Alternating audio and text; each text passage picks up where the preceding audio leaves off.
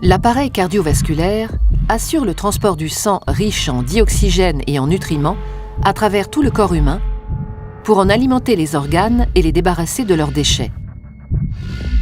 Il se compose de 3 grands types de vaisseaux sanguins qui forment un système clos. Les artères,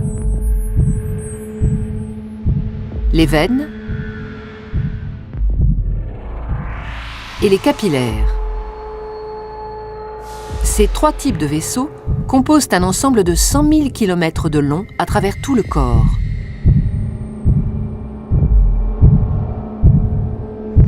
Une artère transporte le sang du cœur vers les organes.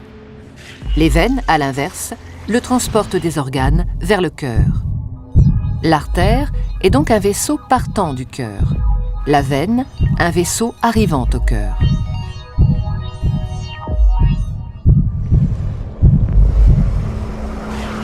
Tous les organes sont richement irrigués, c'est-à-dire qu'une multitude de petits vaisseaux sanguins les parcourent. Ce sont les capillaires.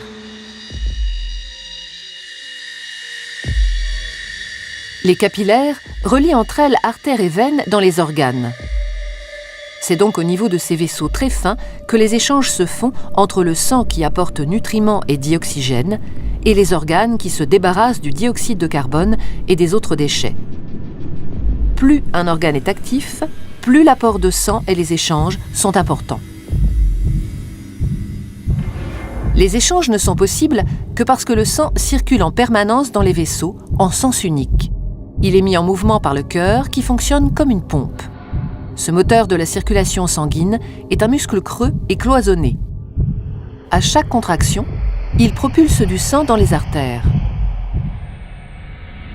Le cœur possède 4 cavités avec un côté droit et un côté gauche, composés chacun d'une oreillette et d'un ventricule. Le côté droit reçoit le sang pauvre en dioxygène. Le côté gauche, au contraire, le sang enrichi en dioxygène après son passage au niveau des poumons. Chaque contraction le propulse dans les artères. Au cours d'un battement normal du cœur, le sang pauvre en dioxygène, renvoyé par les organes, pénètre dans l'oreillette droite par la veine cave. La contraction de l'oreillette droite le fait passer dans le ventricule droit, qui, en se rétractant à son tour, l'expédie dans les poumons par l'artère pulmonaire.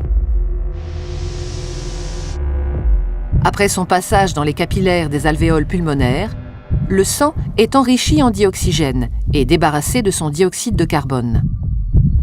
Il revient alors dans l'oreillette gauche par les veines pulmonaires.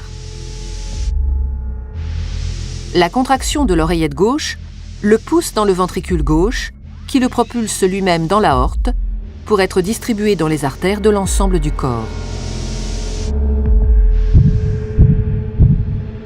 Et ce cycle, vital pour l'organisme et l'être humain, se répète à l'infini.